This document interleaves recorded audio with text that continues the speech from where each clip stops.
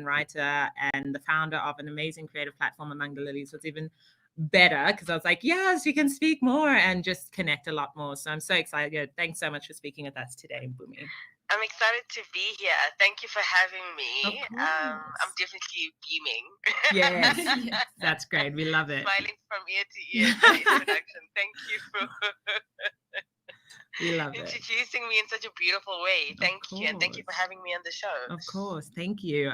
So Mpumi, we're in day maybe it's even day 200 now. I've stopped counting the lockdown days, and it's obviously meant there's been a lot of indoors, and which can be really stifling, to the creative process. How have you been dealing with the pandemic, with lockdown, and how has it affected you both personally and creatively? So I also stopped counting how many days I know.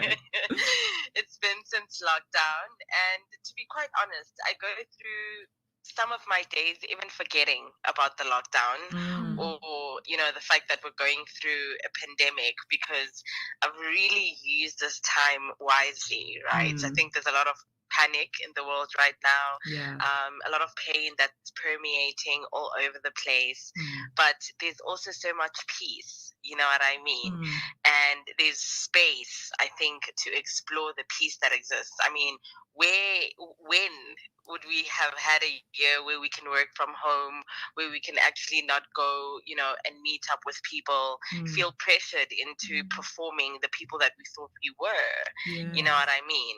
So I think for me, the thing that, got me going was that at the beginning of lockdown, I made a decision that I would see this as a gift, and not anything else. And, if you think about a gift, they give it to you all boxed, and covered and everything. And I've really just taken the time to unbox the gift, right? To see, that, okay, it arrived as, a pandemic, this unseen virus, that's really moving from person to person. But I think, if you flip the coin like I did, then I began to see it as a gift, the kind of year that I've never had before. And I was very interested, to know what it would become when all my plans literally went to the toilet, and I had to think from a free place, because I think our lives were very rigid before this time. You knew your schedule, where you'd be in 6 months' time. And we got into the year, and all of that got erased. And I think I've just had to listen to the universe, to the source, to spirit, and to just, that deep in creative being. I think you asked about creativity, to really ask that person, not the person that wants to perform oh, I want my work to be in this, but the person that just wants to create, for the art of creating, for the love of creating, for the beauty of creating. So that's how I've I think looked at the lockdown. That's how I've dealt with the lockdown. And as a result, I think I've created some of my most honest work during this time. And I'm very excited to share it with the world. Oh, that's amazing. We're excited to see it. Thank you so much, Mpumi. I think, and this is what I'd said at the top of the hour as well, because I was just talking to Kelly about and what you mentioned about the pain the world is in right now, just it feels like a lot recently, especially the past 2 weeks, with the death with the murder of Kwasa, and then you had Nathaniel Julius being shot, and then you see Jacob Blake in America, and then this morning, Black Panther's dead. But Chadwick. I think it's just that pain. But and I was saying, I feel like Mpumi is going to give us some energy, some good wisdom, some positivity. And what you just said is so brilliant. The fact that you see it as a gift, and that you made that decision to see this time as a gift, and to try and work out what that means to you is just great. So thank you for that. When you look at how you've had to adapt to lockdown, so you obviously, so you're working from home, has there been any other massive, I guess, adaptations or things you've had to change in your day-to-day life? Okay, I'm gonna go into a little story. Okay, love it. Yes, please. I was telling a friend the other day that I feel like 2020 was the year that spoke to us, or rather prayed itself into 2020. Like when towards the end of 2019, I think life as I knew it for the past 2 years for me changed. So I think I'll just give you context. At the time, I was living with my partner. Last year, this time actually, I was living with my partner and my baby, and I thought that my life was perfect. Yeah. But towards the end of the year, what I had considered to be one of the most beautiful relationship of my life, it just disintegrated, right? And I was so broken and confused and just despondent. I think the way that everyone feels now, I felt like that at that time, like, oh my God, my world just ended. What now? Right. And after that, I had to move back home because, like, a breakup like that is very expensive financially, because you go from sharing expenses to actually not sharing expenses. And I had to be very honest with myself and be like, the kind of life that I'd cultivated with this person, I cannot afford it. Right. So I went back to live with my mom. And after living with my mom, I remember I had said that I'm gonna spend the year, actually 2020, living at my mom's house, and then I just use the money that I would have used for rent to travel, right? And during just, I think, the beginning of the year, when I was living very far from work, and just having a very difficult time, I was learning to look inward, right? Spirit said 3 months. Right? Oh, wow. And I was like, oh my God, I had said a year. And something in me said 3 months. You're going to stay at your mom's for 3 months. And then after that, you're going to look for your own place. Michelle, you will be shocked to know that my move-in date was literally, I think, the 1st of April, right? Oh my God. That was the first day that I was supposed to move into my place. And then Cyril, the Monday, I was supposed to move on the Sunday. Yeah. Cyril announced the lockdown, I think, on the Monday. Yes. So this meant that, moving dates were like altered. I had to take leave at work. And then literally the day before lockdown, that Thursday, that last Thursday before lockdown, I was moving into my new home. Right. Oh, and, I hadn't lived with myself for a very long time because I was struggling with mental illness, and I just didn't trust that I could live with myself and not harm myself in any way. So I was constantly trying to live with someone else, if not a friend, Then, I ended up living with a partner. Right. And, for the first time, I actually had to face myself and sit with myself. And what I found, was this beautiful person, just, my inner child waiting to be loved, and just having the time to just, buy stuff for my house, make it look like what I like, and just spend time with myself. Like, I work from home. I work in digital marketing. Okay. So that's been great because I dedicate some of my time, during the day to work, obviously.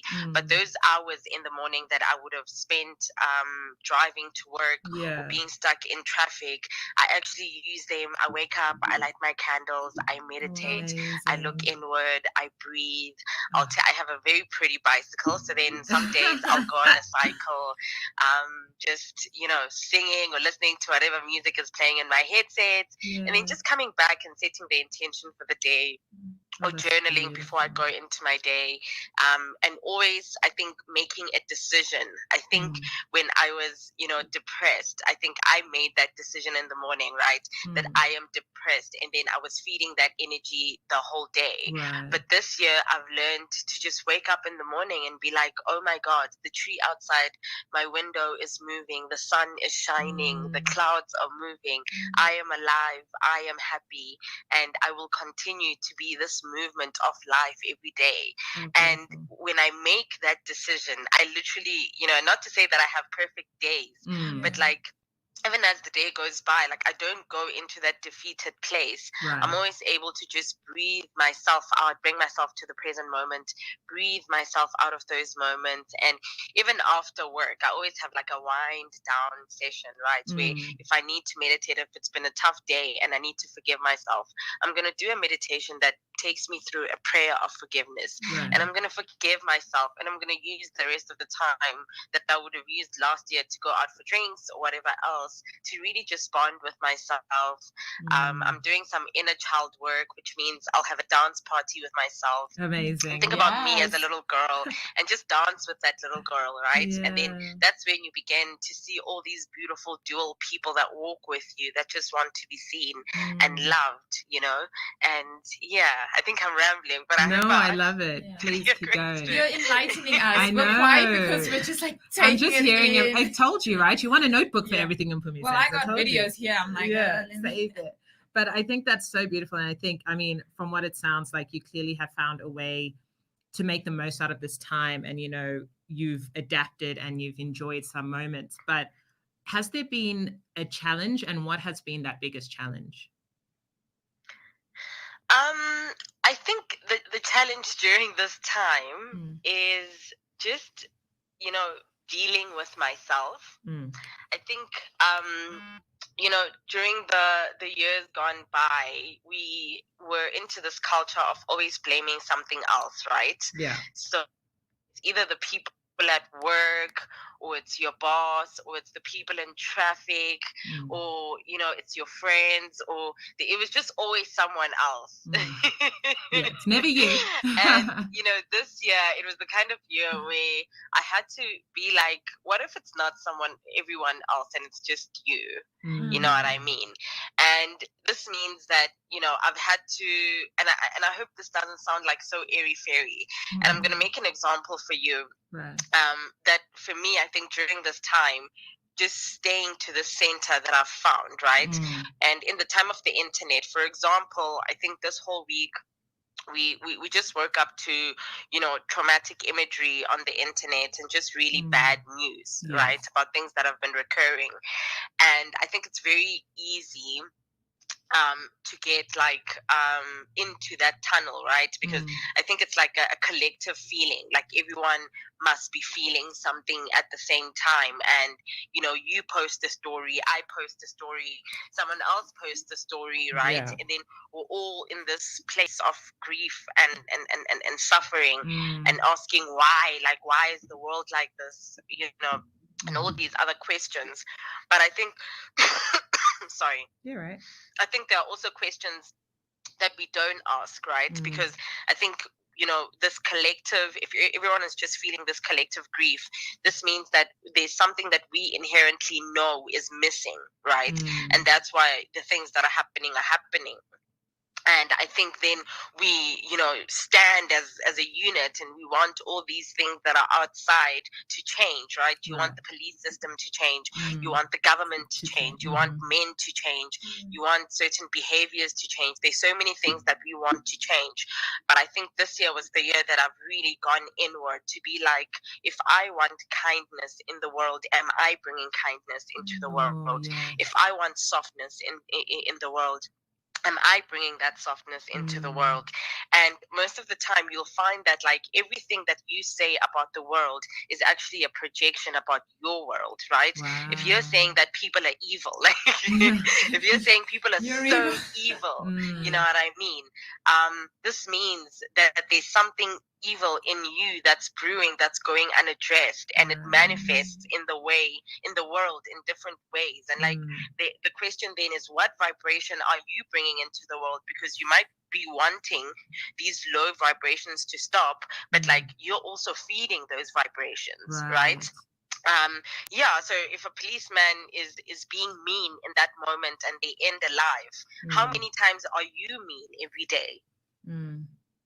You know what I mean? Yeah. How many? So asking those, instead of being so, you know, the outside world, imagine if everyone in the country today were to actually stop and say, what is it that that policeman is doing that I do, and how can I heal myself in order to heal the world? Then we'd be having a different conversation, right? And so that, I think, for me has been the challenge this year, to really just take a very honest look at myself and what it is that I bring into the world, because the world is it's manifesting what we bring to the surface, and just trying to clean up, you know, like a cob. What is that thing when they like the cobwebs trying to get just trying to clean like my negative carbon footprint on the world. I think that's what I'm trying to clean.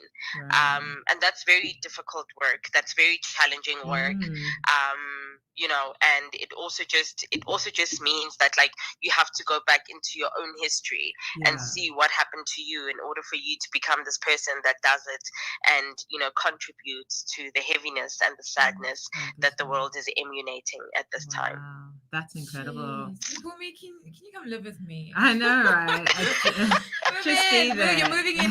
You're moving again. But I think you're so on the point there, saying the biggest challenge is having to sit with yourself and asking those questions. And that is true. I think that's really brilliant, that viewpoint. I haven't really thought about that. That we're very defensive we need to, like on ourselves. We're like, no, I'm fine. It's the rest of the world.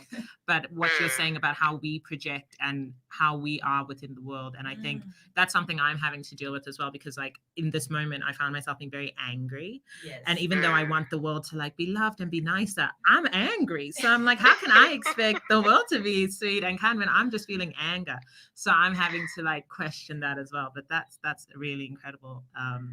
Good luck with that work. I think I'm like thinking about it. I'm like, I don't know if I want to do it. There's gonna be days where I don't want to do it. I know. It's brilliant. But Mpumi, you're also, you know, you're not just a creative yourself, but you're also the founder of this really great platform, Among the Lilies. Can you please tell our listeners more about it and how they can get involved and support? Oh, yes. So Among the Lilies is actually, it became an events company, right? It just started off as me in Joburg feeling very jaded by all the kinds of events I think that existed at the time. I started it in 2017. And what I initially did was that, you know, I just started it with a book club.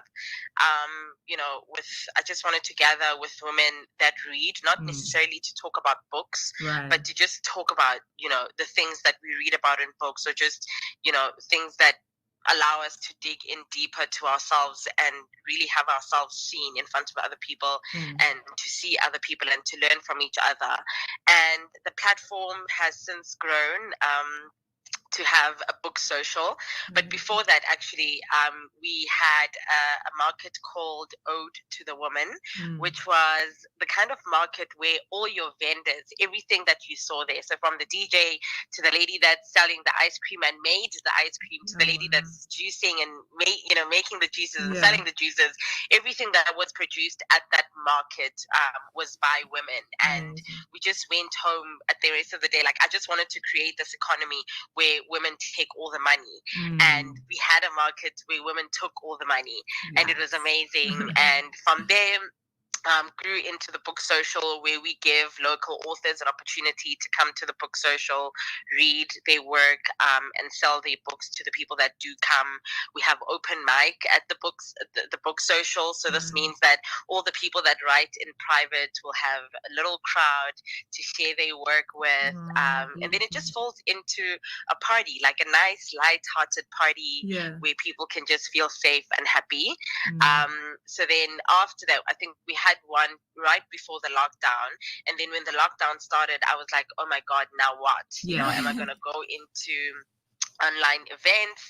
And then I was like, no, that's difficult. That is not my space. Like, I'm the kind of person with a presence, and I just felt like that was not the space for me, even though everyone was doing it. And I think at that time, I felt like, you know what, everyone is reacting to what's going on with the lockdown. So sis, take it easy, breathe easy, and you'll come up with what to do in order to keep the brand going during this time. Right. And like I said, then I was doing my own internal work, and with just seeing how, you know, messy things were at the time, what I felt in my little corner of the world, because I was cultivating, was love, right? Everyone was just, you know, things were burning, and, you know, everyone was just really angry, and just, you know, taking, like I said, just being taken by the manufactured collective feeling. And when I was just in my own state, I was just like, at this time, I just want to love. and I just want to find out what love looks like at this time. And after that, I think I just started writing my poetry, right? Every time I felt something about the world, like I said, I confronted something about my own life, and I'd come up with a beautiful poem.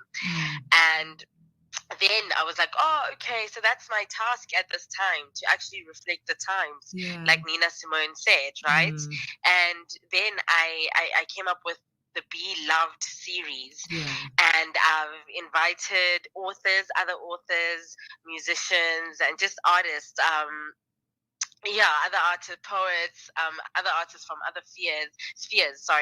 I've invited them to participate. So there's an episode that goes out every Sunday, and in each episode, the person really just shares with the audience how they are learning to be love, how they are learning to embody love, and sharing the beautiful places through music, through words, or whatever their portal is. Just sharing that, this is what I sing when I need to go to that place where I'm safe and warm and loved and radiating love. So that's been the series. And to be quite honest, I came up with the idea, but the episodes have blown me away. I've learned so much from, other people, and just listening to other people's stories. So it's been a joy. It's been a joy with Among the Lilies. Amazing. So people can follow the page, and if they want to participate, like if you have an album coming out, if you have a book coming out, or if you just want to share your talents, follow the page, DM me, and then we'll definitely talk about it, and you can, participate in the Be Loved series, which I think will be an archive. Like in 5 years' time, a lot of people are starting things right now, and I think we'll be able to come back to the page to be like, oh, look at baby, you trying, look at you. And now you're winning. Amazing. Oh, I do love it. Thank you. And it's true, I've been going on the page on a lot of Sundays, and I think that idea that you said about how people are dealing and just how they're sharing love is like really great, just to go there and see, okay, this is how I can feel that love as well. And like I always appreciate creatives who are able to share so openly. And I think that's, and just like people in general, and I think that's something that really connects me with you as well. It's just like you do share so openly, and it's part of what makes creatives so great as well at the end of the day, and I think the fact that you can connect to a different groups of people, but also knowing that, I'm coming to a safe space, a space that is there for people of color, for women. I just really enjoy it. Thank you, Michelle. Great. So I just wanted to touch down quickly on, so you did mention that there's been some lockdown content. Can you give us a little snippet about it? Were they poems? Were they like, what kind of content was it? And when can you share them? Can you please repeat the question? I lost you a bit there. Sorry, I was saying, so you mentioned earlier that you have created some lockdown content. Did you want to tell us a bit about it, and where can people start going to have a look through it? So I'm actually, are you asking about the book when I said that I started writing? Yes. So yes, I am working on on my book. And I'd like to read you guys a poem, I think, just to close, because I've been that would be beautiful. From my book. You can just follow my page, Mpumi_D, and on Instagram, just to follow my journey. A lot of the things that I am doing for this book are still very much behind the scenes during this time. And I am, of course, protecting the work. And I am, of course, praying for the work. And I am, making sure that the work is true. But as time, follow me on Instagram, and I am sketching out some, like, a plan. That's what my audience can come, where my audience can come, and we can be together, and we can share, right? So I think I'll just share with you guys a poem that I shared on my Among the Lilies page, and it's about something that I think is trivial, but it's not, right? And during this time, like I said, when you think about the anger in the world, right? Then when you think about what makes you angry, and not just about things that happen in the world, or things that hurt you, I think for me, it's the themes of abandonment, themes of rejection, and just betrayal from self and others. And this meant that I had to go into my own stories, some of my stories that I thought were very insignificant, and just look in there about some of the things that really manifest this anger that I'm able to ride on when there's something to be angry about. And, this is how I found my healing. So this poem is called The Photographer. And I think I'll shortly say what it's about, or you guys will get it through listening to the poem. But here goes. The Photographer. The first pang of hunger hit you when you liked the boy who took beautiful images, and he liked you back. For his like, your appetite for love took a turn for a rise. It began on the day he painted your day pretty at the art fair and bought you the magazine that would transform your life. Under the moon of that night, you both held hands as you ran across the bridge, leaving the police station attached to it and the lonely of the city behind. You giggled in ecstasy, and you laughed in ecstasy, and he giggled with glee. He didn't let you go until you hit the dance floor, where you moved in that smoothly robotic way that you do. He looked at you like you were glitter, and you smiled and twirled at the night for letting the sun play long after sunset. On the day he leaves for Japan, he takes you to his studio where his brothers and good friends await. Everyone is proud of him. You're proud to be with him. You're the mouth he kisses outside his friend's car before he leaves for the airport. And you FaceTime almost every day. He shows you Japan, and you show him your new apartment. When he comes back home, he doesn't come to your new home. You're scared to call, but you do it anyway. He answers his phone and you can't quite find him. Your tummy rumbles. That Saturday, your friend comes to visit and loves your new home.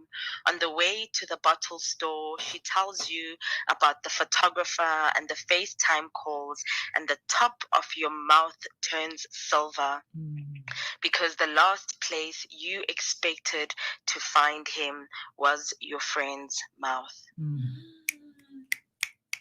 Yes. Wow. Oh my gosh, like I know. I was just like, that was beautiful. That is definitely. Thank you for sharing so that heartbreaking. I know. I feel like I was there with you from the beginning, and just like. But even the way you The light described and when shade. she found out, like, her friend and the photographer, that's a feeling we've all had. Yeah. You know that. Oh my goodness. Oh wow. Really? That's intense. That's great. And I feel like, is that a sign of all the work to come? Is it all about like looking in, I guess, introspectively and sharing those stories and your experiences? Yeah, so it's a whole lot of short stories that are clothed in poems. So they live in the form of poems, but most of them are stories. Wow, beautiful. Very short, but very much to the point, and get you feeling all the things that I think you guys felt. Yes, we did. Thank you. Oh my gosh, thank you so much for sharing as well. I know it can be so difficult sometimes to want to be able to go, okay, I'm going to, like you said, you still want to create like a safe space for your work right now. So I really appreciating you sharing that poem with us. Just quickly before you go, I know that we've kept you a bit longer than I said I would, but do you have any messages, or what is your message for other creatives who might be struggling right now, especially mentally and emotionally? So I'm reading this book called The 4 Agreements right now. And this book is teaching me about how it is very important. You said spells with your mouth, right? And I think I mentioned something about this this morning. Is the fact that if you wake up in the morning and you say, I feel uncreative, you're not going to be creative. If you wake up in the morning and you're thinking about how there's no space for creatives to create right now, then you're closing that space within yourself to create, right? And yeah, I just want to encourage everyone to just, create for the love of creating, create from love, create not to perform, because I think as creatives, we've created for, for the sake of performing. Like, you create an artwork today, it's in a gallery tomorrow, you create a song, you're performing at Kitchener's, next week, you do this, and then you do this. Like, it's always input, output. Right. And I think it's important for us to just, create from that honest place, that place that is true, the place that doesn't create for other people, but for, the consciousness of, I think, the planet and the universe, and, just creation, just it's energy, so just remember to feed that energy in yourself, and to speak positively about yourself, and to always look for other opportunities. Just because the first thing, or the first way, or the planned way has fallen apart, doesn't mean that all these other doors don't exist. Look around. Stop looking at that one door that really shut and hurt you. No, look around. There are other doors. There's so much more. Life isn't linear.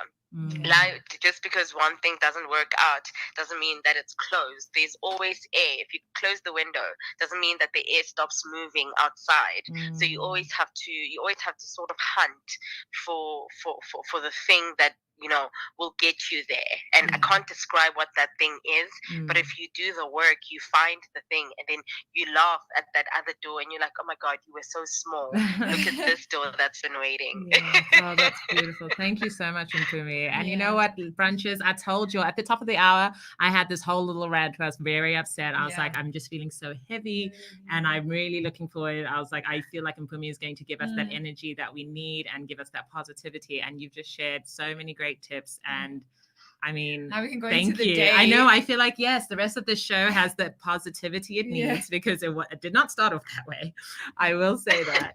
And even just going into the weekend. Yeah. And like into the new weeks. Exactly. This hearing is these, like, just hearing this. Exactly. And I think, I'm just so grateful to you. And thank you again for bringing that positivity. And thank you for sharing your poetry, and just for sharing your wisdom. I told y'all, she's got some gems. She dropped them. I'm so happy. Thank you again for being with us. Thank you so much. Thank you for joining. I will be Thank you so much you for on having Instagram. me. And so do not be scared. I'm not scared at all. Come through. Come through. I have love waiting for you on this side. Yes, thank you. Thank you so much. And have a beautiful thanks week. you guys. Thank you. Have a beautiful week. Continue to be loved. Yes. Thank you so much. Okay, bye. Bye. Thank you to Mpumi once again for joining us on Sisters Who Brunch. Guys, did I not tell you she was going to bring the gems, the energy? Mpumi said so much. Not just if you are creative, but even just a person in this time going through one of the hardest years, obviously, or the most difficult in terms of the fact that everything in the world just seems to be at the same point. But I think the different avenues she said about, working on yourself, looking how she kind of sees this time as a gift. And she told her mind that is how you're going to see it. And Mpumi is clearly doing the work in terms of making sure that she's introspecting, she's meditating, she's feeling her feelings when she needs to, and also reflecting on how she feels, because I think that's important as people, as she said, and especially as creatives, you kind of create just to perform and then it's done. Yeah. You're no longer creating for yourself. And in this time, what she said, which I think is brilliant, is go back to creating for you, to sharing a safe space for you and your stories for yourself first before you can share it.